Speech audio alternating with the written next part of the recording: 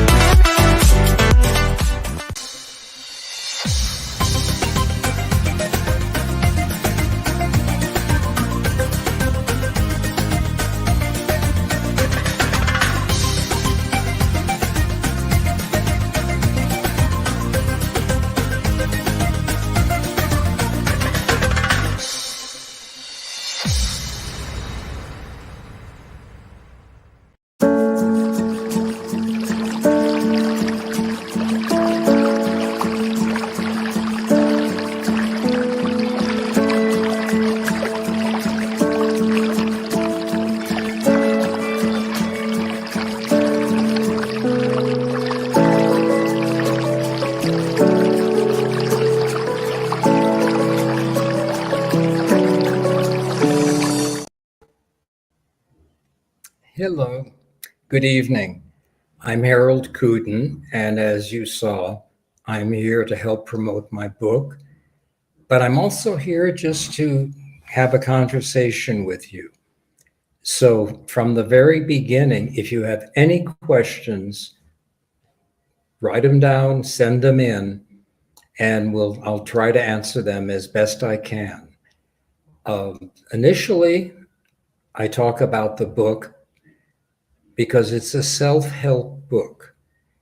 It's a book that is, what I've tried to do is take the professional experience that I've had over many, many years, as well as my living in a gay community, living with my husband, and trying to relate what I've experienced with my professional experience to communicate to you, the reader, something that you can use and you can share with your friends. The book itself is a self-help book. Much of the stuff in it you can find in professional journals, but what I try to do is bring the profession in this sense into layman terms so that it's available for everyone. Now, one of the main reasons I wrote the book is because back in the 80s, I discovered with the AIDS crisis, so many gay men who were actually more afraid of getting old as a gay man than of dying. Oh, Reginald McBride says, hi, Harold. Hi, Reginald. Could you tell me, Reginald, where you're from? Because I have no idea to whom I'm speaking and where everybody is. I don't know if they're from Midwest or from the North, South, or wherever. Okay. So anyway, the book is basically an attempt to share the knowledge that I've had. Oh, good evening, Lucilla. Okay. Now, if you have any questions, I find that I talk more easily and more directly if I'm answering a question. So I have a sense someone's out there that I'm talking with. Okay, and so another reason about the book that for me was important is that I felt the coming out process taught us something very important. It gave us the basis for how to deal with problems in life that we could use throughout our lifespan. Reginald's in California right now. Great. Okay. And the coming out process I see as being divided into three aspects. The first one is the awareness of being authentic, of not having to hide, not having to hide from yourself or from family. But its first step is admitting to yourself who you are, and then admitting that to other people. Sometimes it is very dangerous, depending upon where you live and the kind of family you have and the world that you live in. It can be physically dangerous as well. But the important part about coming out in the first step, okay, Lucille is asking, how are you? Nice to see you here. Thank you. I'm glad you're with us, Lucilla. So the first step is authenticity, the really being yourself and not being afraid to express that to the rest of the world. Or I should say, having the courage to express that to the rest of the world. Then the second is community, is identifying with another community group that you formerly knew about, but you didn't identify with. And that community aspect is very, very important because it helps you to feel you belong. There are other people who see you and accept you and acknowledge you in your peership. And then the third part is hope, seeing the future with a positive perspective.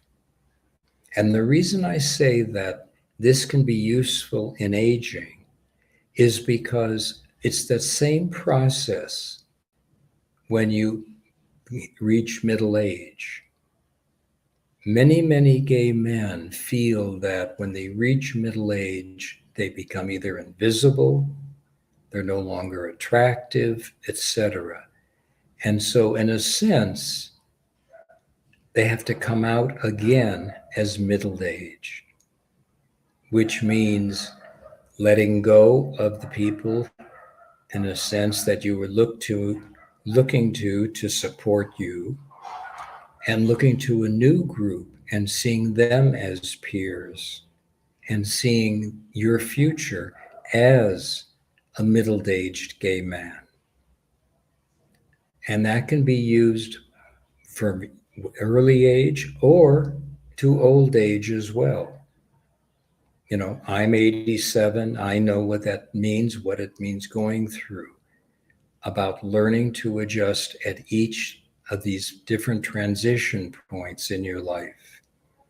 Now, another important thing I want to say about the book is that the reason I decided to republish the book, when it came out in 2000, it was the first of its kind. And as far as I know, there really has not been a book like this.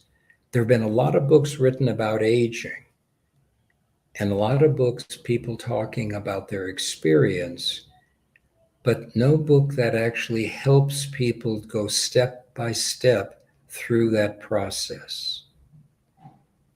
And I also wanted to publish the book again because over the years, I got a lot of comments from people. It wasn't just from white gay men, but also from black gay men and white and black non-gay people and women as well, both lesbians and non-gay women, that they all said that parts of this book really, really affected them and they saw its value. Okay, I'll go back to this point because Maddie Woolley has a question. Do you have any tips on how people can be authentic to themselves?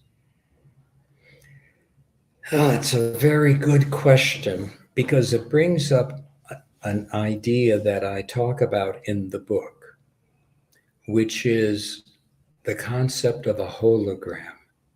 You know, that image that's out there in front, but the real image of the real person is behind. And I use that to talk about a certain sense of a double consciousness.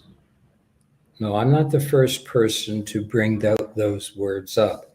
Actually, W.B. Du Bois brought that up about the double consciousness, the consciousness of a Black person as to how they present themselves to the white world and who they are behind that presentation.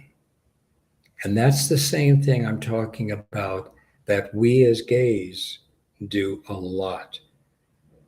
We learn very early to present how we think the world wants us to look. And then we are standing behind that image. And being authentic means, in a sense, being inside the image and not having the image out there. Okay, so being authentic is about not letting the image take over, but being the person that you present to the world. Now, Stephanie Ballantyne, oops, Red, could you show that question again? Yes, thanks. Most books only provide blanket guides, not really an in-depth look into the process.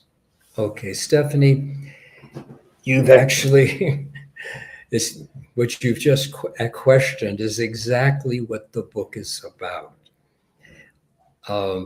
The first part of the book,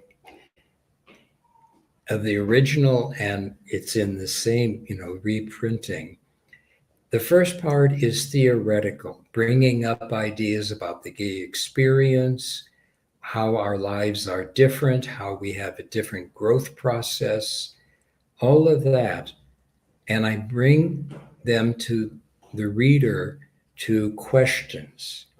And these are questions that you would find being in psychotherapy, asking you to look at yourself and answer basic questions. And the book itself is a step-by-step process going through body issues, and then the next section is on the mind issues, and the next section is about spirit.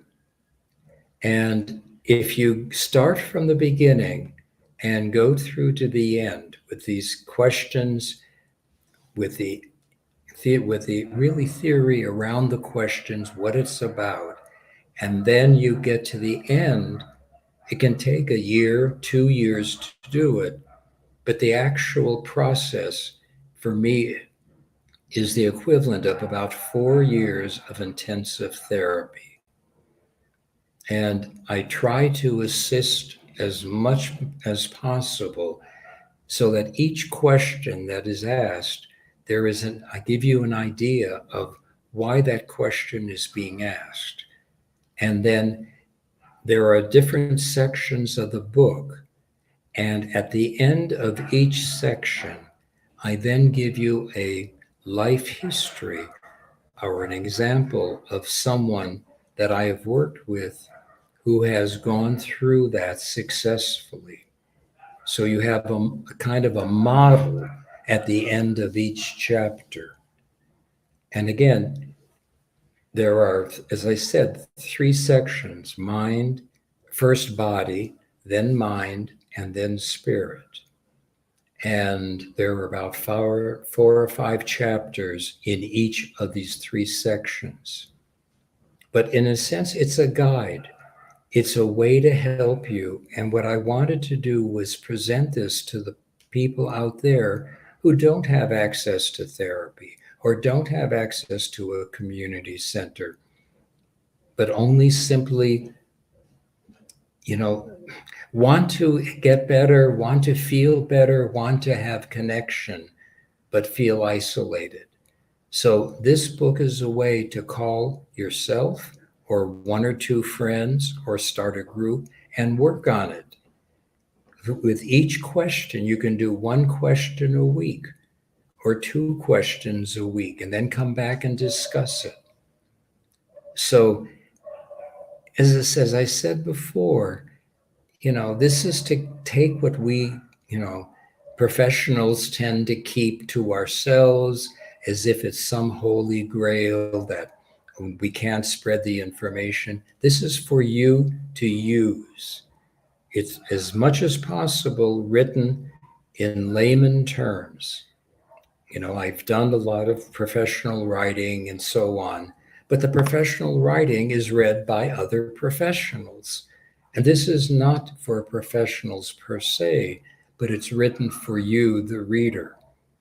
But I'll tell you one thing that happened that really amazed me is that when the book came out in 2000, I got messages from therapists around the country who said they found the questions very helpful and they've started using them in their own therapy. Okay, Lucila said, I'm so happy that you're talking about this subject, Harold. I think it'll provide readers an important point of view of what people from the LGBTQ and community go through and how they grow. Well, thank you, Lucilla, because it's important for us to realize as gay people, we don't have the usual markers about growing up and moving forward and adulthood. I mean, there are all these, benchmarks that non-gays have to, tell them, who they are and how to be an adult, etc. And it's why I say that as gays, and I'm referring both lesbians and gay men, trans people, we have to build who we are from the inside out. We don't have all of the postmarks or the signposts that a lot of non-gay people have. We have to come in, we have to build ourselves. And one of the things that when I was said very early in the book, it's for this reason that for many gay men, they don't start feeling that they're an adult until they're chronologically middle-aged. They feel they don't have the experience that non-gays have. And by the way, in my book, the only words I use are gay and non-gay, because I wanted someone to read the book feeling that gay is the norm and that the non-gay is the outsider. They're the others, where we've had to live our lives as being, quotes, the others. So that's why I refer to gays and non-gays. And I try to do that all the time in my vocabulary.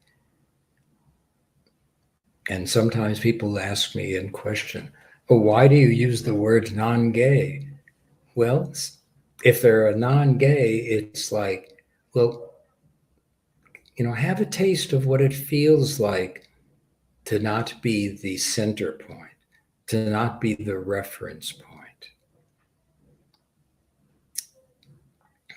Okay, any more? Okay. Robert Schmidt said, my religion don't accept gays or whatever they call it, but how can I miss my friends that are part of that LGBTQ community? They are even a better professionals than the rest. Well, it's always going to be an issue about religion. I mean, I talk about spirituality and I make a distinction. I'm not talking about religion. There are some religions that are very open and there are different sects that are open within some of the main religions that are very accepting. But again, it's that when we're coming out, we have to look to see who can support us. We learn very, very early how to hide who we are. But it also means we need to look to see who can be supportive of us. And luckily, I didn't have to deal with, feeling rejected by my religion, mainly because I was not very religious. So it wasn't a conflict for me. I mean, some of you already know that the reason my family found out that I was gay at 14 was because the police told them. I had gotten arrested in a police entrapment situation. But I had been out having sex since I was 12, so that was not something new for me. But I always think of a friend of mine a lesbian, who was a nun, and she didn't come out until her mid 30s. And so for her, coming out was not just about dealing with family and friends, but it meant dealing with her order, and it meant dealing with God.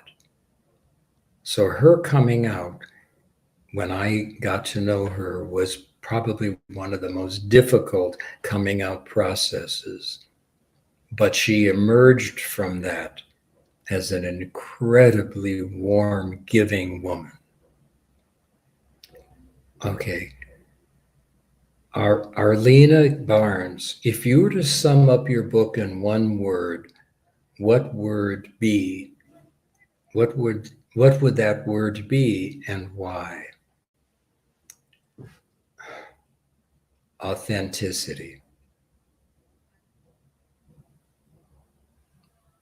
That to me is the key point. Being who you are.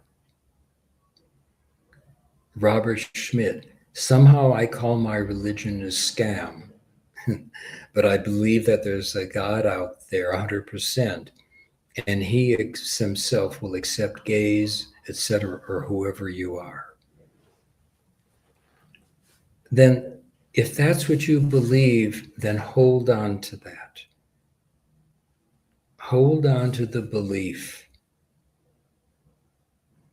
that you are all right and that you are good.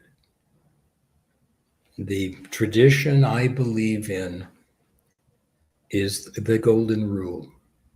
Treat others as you would want to be treated yourself. And so that to me is the essence of every basic religion. And obviously there are fundamentalists in every religion who are anti so many things. So one of my closest friends is a woman who has been political, has been active, who has had government agencies, and she's a devout Catholic. She doesn't believe the dogma, but she was born into the Catholic religion, and she held on to these beliefs and took the goodness from her religion. So I would say, hold on to what was good and feel free to reject what isn't good. Any other? Reginald, hey Harold, this might be a touchy question, but how do you think should parents react to their children coming out of the closet, so to speak? Okay, Reginald, I read that in two ways. Do you mean coming out of the closet to them or coming out of the closet to the world? The one thing I really try to stress with people who are coming out to their family, if they haven't already, to give them a little bit of space to adjust. Because when you come out to your family, you're not only doing two things. You're doing, well, I should put it this way. What you're doing is, one thing is that you're telling them about yourself. You're being authentic, you're being open, you're being honest, you're being very ethical. But also, telling them means, number one, a lot of their fantasies and hopes and expectations might be shattered, but something else is happening too. You're isolating them because you all of a sudden are putting them in the position that they have a secret that they can't tell, and they can't tell their friends. So give them some time to adjust. If they react negatively initially, you have to kind of hold your breath and help them through it. Okay. Robert Schmidt, in what ways do you strive to represent the LGBT community authentically in your work? Oh, well, Robert, I've been out professionally since 1970. And I've been very active professionally and was very involved in organizing gay psychology and eventually working with the American Psychological Association in changing their voting on whether being gay is a mental disorder. Now, APA, the American Psychological Association, did it a year after the American Psychiatric. This was back in 1973. And in 1974, when at the big council meeting, when this vote was being taken, I was the first openly gay psychologist to stand before them talking about this issue. And from that, it led to my being chair of a task force studying gay psychologists. And then eventually I was very involved founding the division in American Psychological Association. So I've been out there. The other night I was saying to you, or saying about the description at the 1970, I think, 2 March, Gay Pride March in New York City, I was carrying a sign saying gay psychologist, and I was the only one. Luckily, the next year, there were a couple of more people joining me. Okay, Reginald said, I meant coming out of the closet to their family. Coming out to the world wouldn't be easy, I imagine. And as I see it, family is the closest people a person can have, on paper at least. Well, Reginald, okay, I'm glad you brought that back. Yes, family, your blood family is supposedly the group you look to get your most support. But you know, there's an old adage that all gay children are orphans. And that's because we learn very early that we have to keep something a secret. Even before we know what it is, actually, it's a feeling. The research has shown we have feelings that we're different, and we know we've got to keep it a secret, which isolates us. And as we get older, we have to learn who we can support and be supported by. So that's why the idea of chosen family comes up very much in my book, that we have a blood family, but sometimes it's our chosen family that gives us our emotional support throughout life. And sometimes we're lucky.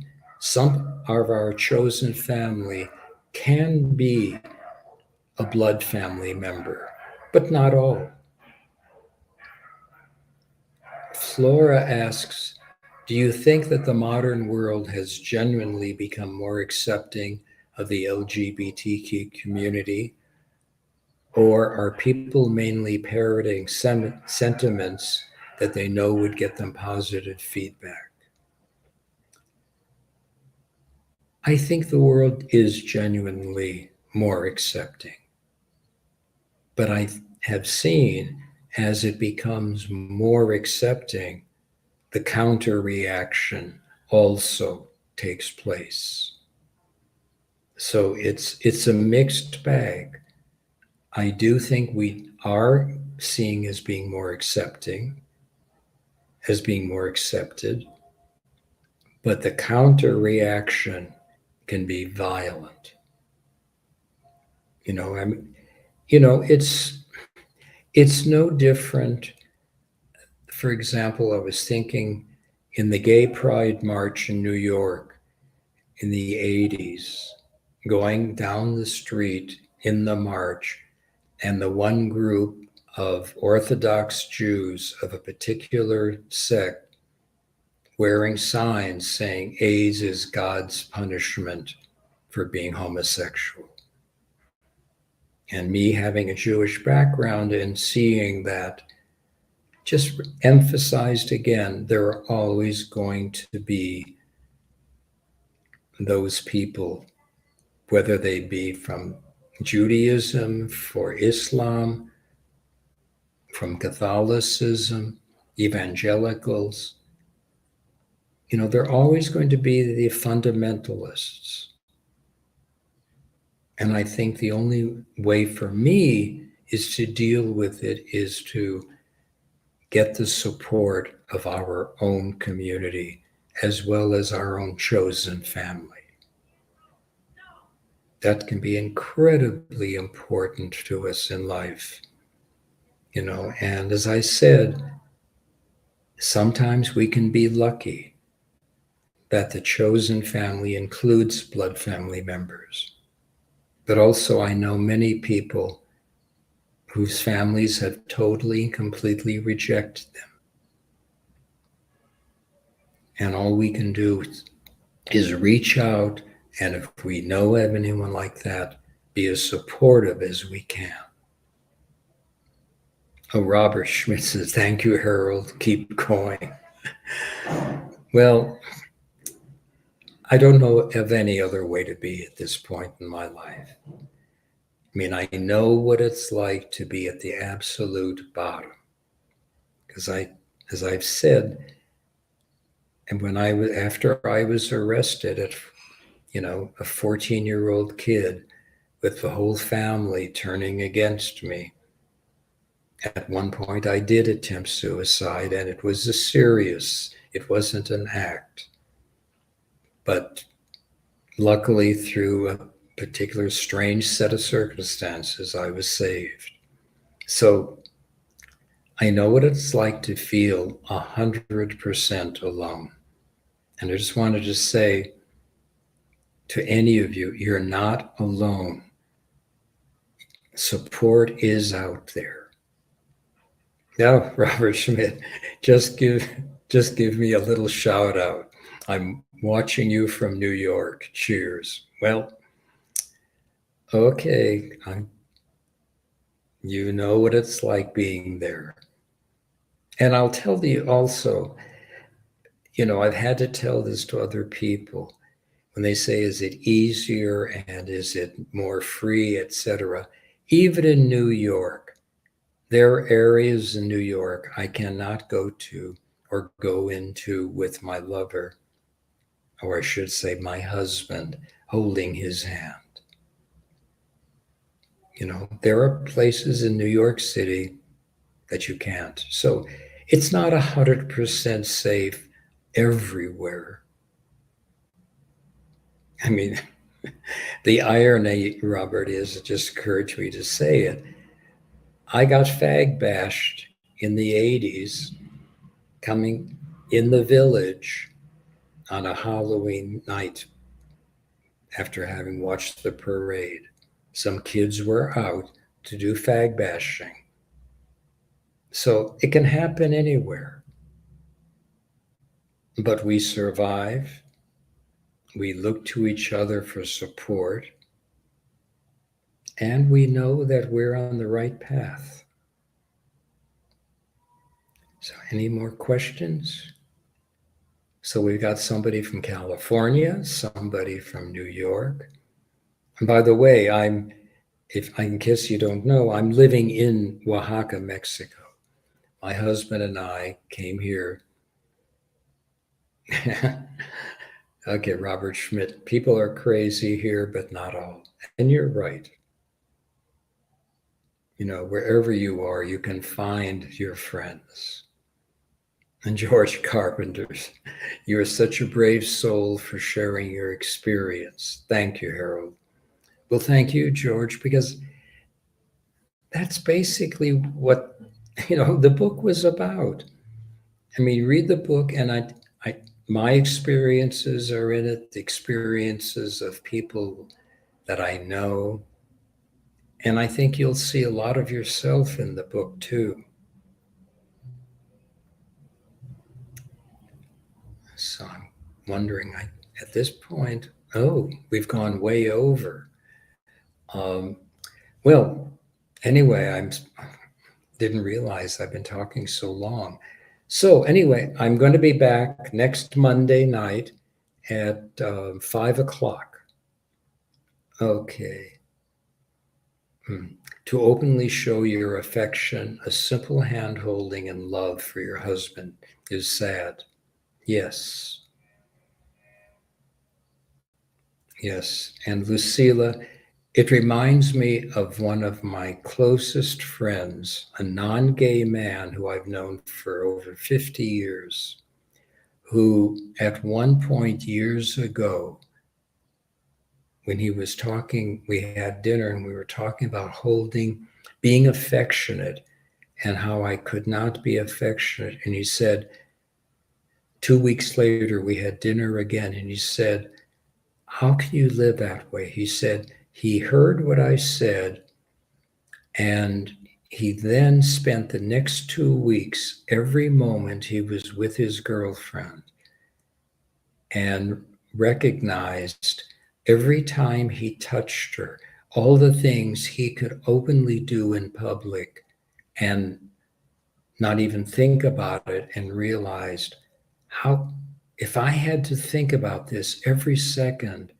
how can you live that way?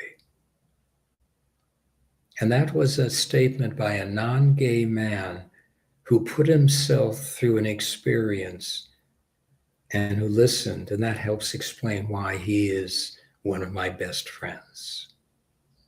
So thank you all for listening, and hope to see you next Monday at 5 o'clock. Okay.